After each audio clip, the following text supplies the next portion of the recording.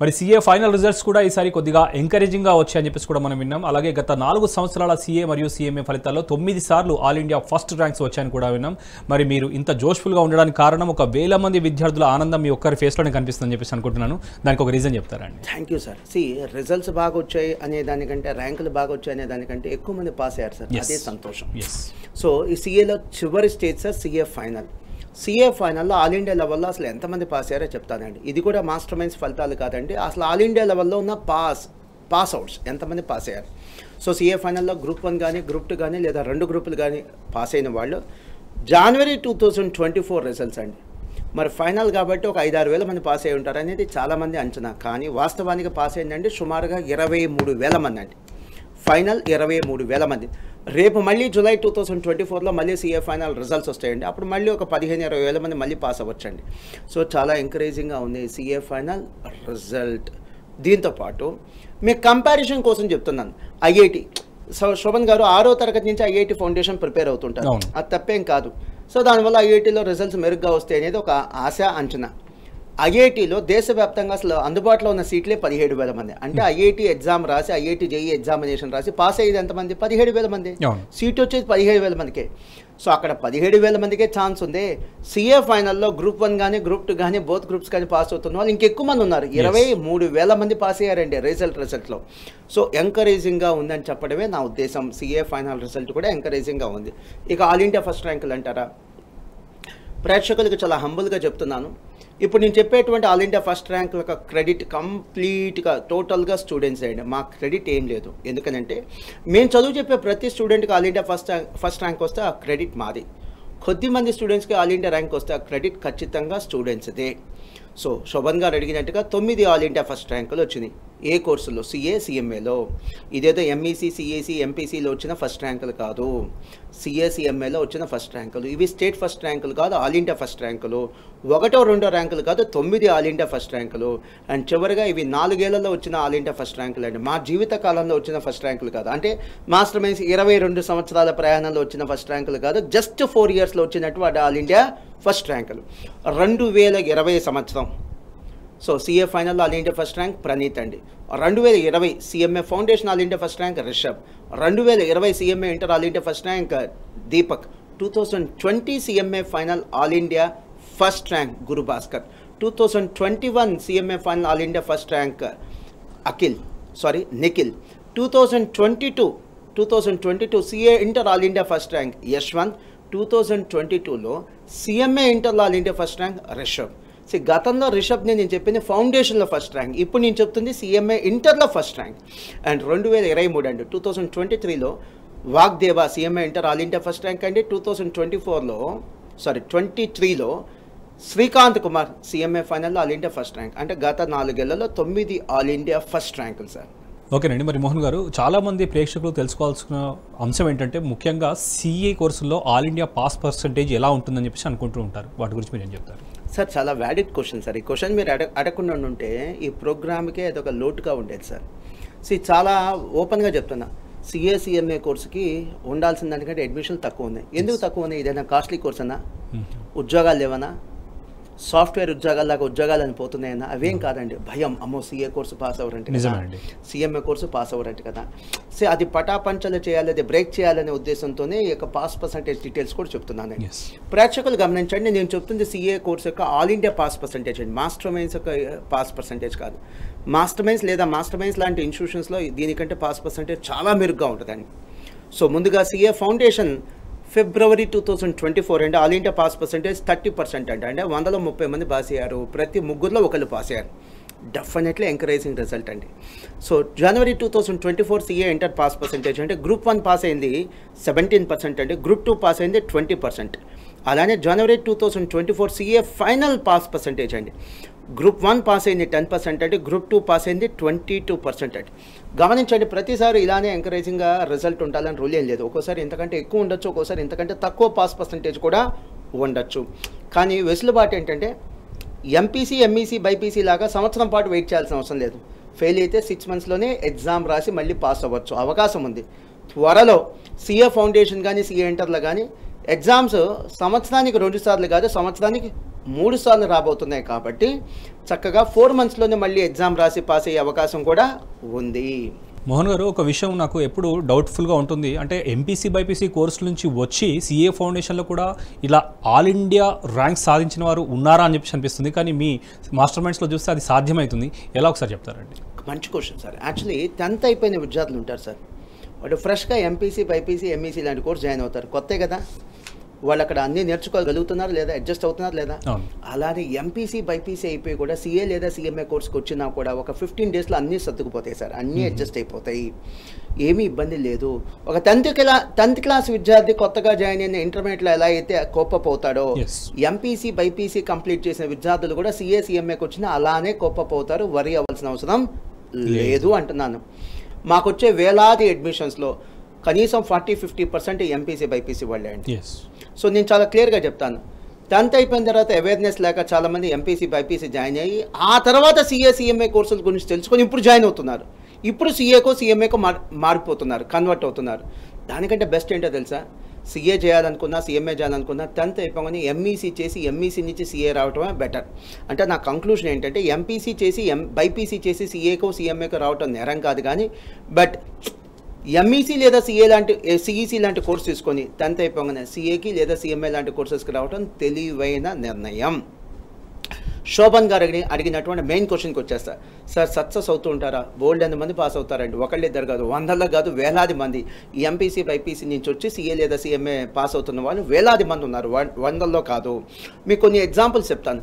సాయి శ్రీకర్ వచ్చేసరికి MPC student అండి, సుమారుగా 980 మార్క్స్ అండి తనకి. తను ఐఐటి ఆస్పిరెంట్, ఐఐటి ఎగ్జామ్ కూడా రాశాడు. చాలా చిన్న డిఫరెన్స్ ఐఐటి ర్యాంక్ మిస్ అయింది. వాళ్ళ నాన్నగారు ఒక అకౌంటెంట్, అందుకని ఇంకా ఐఐటి మళ్ళీ రాయితీలేరా సిఏకి వెళ్ళిపోమని చెప్పేశారు. సో తను మార్క్ లిస్ట్ కూడా తెచ్చానండి. ఇంటర్లో ఎంపీసీ తనకు సుమారుగా 982 మార్క్స్ అండి. సో చాలా మంచి మార్కులు. తను అది వదిలేసుకొని ఐఐటి మళ్ళీ ప్రయత్నం చేయకుండా సిఏకి వచ్చాడండి. సిఏ ఫౌండేషన్లో తొలి ప్రయత్నంలో ఆల్ ఇండియా 2nd ర్యాంక్ అండి. సిఏ ఎంటర్ పాస్ అయ్యాడు, ఇప్పుడు సిఏ ఫైనల్ ప్రిపేర్ అవుతున్నాడు. అలానే కొన్ని సంవత్సరాల క్రితం పూజిత, తను ఎంపీసీ స్టూడెంట్ సార్, సిఎంఏ ఫైనల్లో ఆల్ ఇండియా 1st ర్యాంక్ అండి. అలానే మరో MPC student Deepak Jain, CMA ఇంటర్లో ఆల్ ఇండియా 1st ర్యాంక్. అలానే త్రిసంజ, తన మాస్టర్ మైండ్ స్టూడెంట్ కాదు సార్, వేరే సంస్థలో చదివినటువంటి విద్యార్థి, తను బైపీసీ నుంచి వచ్చి సిఏ ఎగ్జామ్స్లో ఆల్ ఇండియా 2nd ర్యాంక్ సాధించింది. వండర్ఫుల్. అలానే దుర్గా సీతారాం, నాకు నచ్చిన అతి కొద్ది మంది స్టూడెంట్స్లో ఈ స్టూడెంట్ సార్, నా pet, one of my best student. తను బైపీసీ సార్, ఎంసెట్, అప్పట్లో ఎంసెట్, ఇప్పుడంటే నీట్. ఎంసెట్లో మంచి ర్యాంక్ వచ్చింది సార్, మెడిసిన్ సీట్ వచ్చింది. అది వద్దనుకొని ఇటువైపు వచ్చేసాడు. ఎందుకు వచ్చేసావురా అని అంటే తను అనే మాట ఏంటంటే, సార్ ఎంబీబీఎస్ 5 years, తర్వాత పీజీ చదవాలి 2 years, తర్వాత సూపర్ స్పెషాలిటీ 1 year. సార్ 7-8 ఏళ్ళు పట్టింది సార్ చదువు అయిపోవడానికి. అదే సీఏ అయితే 4 yearsలో అయిపోయింది. సో ఎర్లీగా సెటిల్ అవ్వాలని ఒకే రీజన్తో వచ్చాను సార్ అన్నాడు. అండ్ సిఏ ఫైనల్లో ఫౌండేషన్లో కదా తను all India 32nd rank sir. ఇలా బైపీసీ పిల్లలు కనుక ఈ సిఏ లేదా సిఎంఏ లాంటి కోర్సులకు వస్తేనండి ఖచ్చితంగా అద్భుతాలు చేయగలరు. నా కంక్లూషన్ ఏంటంటే ఐఐటీలో కానీ లేదా నీట్లో కానీ ఎంసెట్లో కానీ మంచి ర్యాంక్ రాకపోతే మీరు డిసప్పాయింట్ అవ్వద్దు. హ్యాపీగా సిఏ లేదా సిఎంఏ లాంటి కోర్సెస్కి రండి, చాలా మంచి భవిష్యత్తు ఉంటుంది. అండ్ ఇక్కడ ఇంకో విషయం కూడా, మీలో కొంతమంది ఈ ఫీజు రీంబర్స్మెంట్ గురించి అనుమానం పడుతుంటారు. బీటెక్కి వెళ్తే ఫీజు రీంబర్స్మెంట్ ఉంది, సిఏకి వెళ్తే ఫీజు రీంబర్స్మెంట్ ఉండదో అని. ఏమీ వరి అవ్వాల్సిన అవసరం లేదు. సిఏ కోర్సులో మనకి ఆర్టికల్షిప్ అని ఉంటుంది, 2 సంవత్సరాల పాటు స్టైఫండ్ వచ్చింది. కంపల్సరీగా ఆర్టికల్షిప్ చేయాలి. స్టైఫండ్ కూడా సుమారుగా 5,000 నుంచి 15,000 రూపాయలు వచ్చింది. ఫీజు రీంబర్స్మెంట్ కంటే ఇది ఎక్కువ. మరి మోహన్ గారు, ఈ సిఏ కోర్స్ చేయాలనుకునే ఎంపీసీ బైపీసీ విద్యార్థులకు మీరు ఇచ్చే సూచనలు ఏంటి? ప్రత్యేకించి ఇంజనీరింగ్ మెడిసిన్స్తో పోలిస్తే ఈ సిఏ కోర్స్కు ఉన్నటువంటి అడ్వాంటేజ్ ఏంటో ఒకసారి చెప్తారు. సో భయంతో ఈ కోర్సులోకి రావద్దు, ధైర్యంగా రండి. మీరు భయపడుతున్నంత కష్టమైన కోర్స్ అయితే కాదు.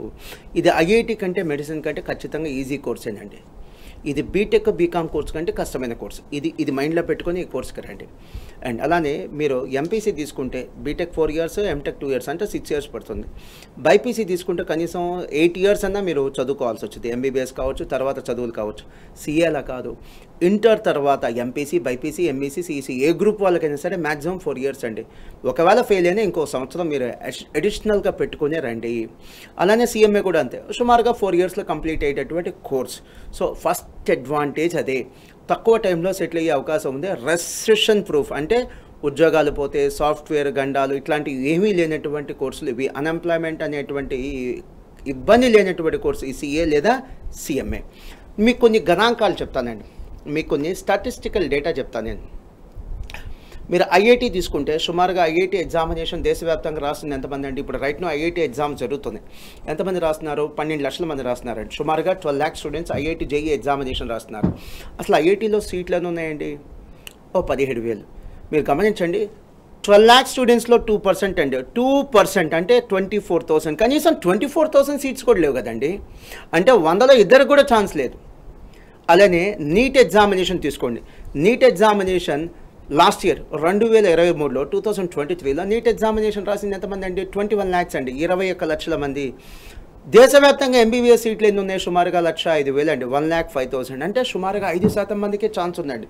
100 మంది ఎగ్జామ్ రాస్తే 5% మంది. సిఏలో కానీ సిఎంఏలో కానీ అసలు 5%, 2% రిజల్ట్స్ అయినా ఉన్నాయండి? అంతకంటే మంచిగానే ఉన్నాయి కదా, 20లు 25% ఉన్నాయి రిజల్ట్ సిఏలో కానీ సిఎంఏలో కానీ. సో అనవసరంగా భయపడద్దు, అనవసరంగా అపోహలతో ఈ కోర్సుకు దూరంగా ఉండద్దు అనేది నా యొక్క సబ్మిషన్ అండి. మీరు ఇంకొక చిన్న ఎగ్జాంపుల్ కూడా చెప్తాను. ఆంధ్రప్రదేశ్లో కానీ తెలంగాణలో కానీ ప్రైవేట్ స్కూల్స్ కానీ గవర్నమెంట్ స్కూల్స్ కానీ ఒక్కో రాష్ట్రంలో సుమారుగా 50,000 స్కూల్స్ ఉన్నాయి శోభన్ గారు. ఏపీలో కానీ తెలంగాణ కానీ ఎంబీబీఎస్ సీట్లు వస్తుంది మహా అయితే 5,000 అండి. అంటే ఒక్కో రాష్ట్రానికి 5,000 సీట్లు. స్కూల్స్ ఎన్ని ఉన్నాయి? 50,000. 50,000 స్కూల్స్లో 5,000 సీట్లు అంటే ప్రతి 10 స్కూల్స్ కలిపి ఒక సీట్. ప్రతి 10 మంది విద్యార్థులు కలిపి ఒక సీట్ కాదండి, ప్రతి 10 స్కూల్స్ కలిపి ఒక సీట్. ఎంత టఫ్ కాంపిటీషన్. సో మీరు ప్రయత్నం చేయండి. ఎంపీసీ జాయిన్ అయ్యారు, బైపీసీ జాయిన్ అయ్యారు కాబట్టి ప్రయత్నం చేయండి. మంచి ర్యాంక్ రాలేదు ఇంకో ఐఐటీలో కానీ నీట్లో కానీ వర్రీ అవ్వద్దు, డిసప్పాయింట్ అవ్వద్దు. కాంప్రమైజ్ అయ్యి సాధారణ కోర్సుల్లో కూడా అడ్మిషన్ తీసుకోవద్దు. సిఏ లేదా సిఎంఏ లాంటి ప్రొఫెషనల్ కోర్సెస్కి వచ్చేసేయండి. మోహన్ గారు, మరి ఫైనల్గా ఈ సిఏలో జాయిన్ అవ్వాలనుకునే వారికి మీరు ఇచ్చే సలహా ఏంటండి? బ్యూటిఫుల్ క్వశ్చన్ అండి. ఎంపీసీ, బైపీసీ, ఎంఈసీ, సిఈసీ ఏ గ్రూప్ వారైనా సరే ఇంటర్మీడియట్ తర్వాత ఈ యొక్క సిఏ లేదా సిఎంఏ కోర్సెస్ చదవచ్చు, లేదా 2 చదువుతా అన్నా కూడా చదవచ్చు. సో మాస్టర్ మైన్స్లో చేరాలనుకుంటే మా ర్యాంకులు చూసి మాస్టర్ మైన్స్లో జాయిన్ అవ్వద్దు. మా కమిట్మెంట్, మా డిసిప్లిన్, మా ఎక్స్పీరియన్స్ చూసి మాత్రమే మాస్టర్ మైన్స్లో జాయిన్ అవ్వండి. ఇందాక మీరు అన్నారు, సార్ మోహన్ గారు మీ సక్సెస్కి సీక్రెట్ ఏంటి? నేను చెప్పనా సార్? ఇలాంటి టాపర్స్, ఇలాంటి ర్యాంకర్స్ మాస్టర్ మైన్స్ని సెలెక్ట్ చేసుకోవడమే మా సక్సెస్కి సీక్రెట్. అంటే టాపర్స్ ఒక ఫస్ట్ చాయిస్గా మీరు నిల్చొని చూసారా, అక్కడే మీరు సక్సెస్ అయినట్టు. ఎగ్జాక్ట్లీ.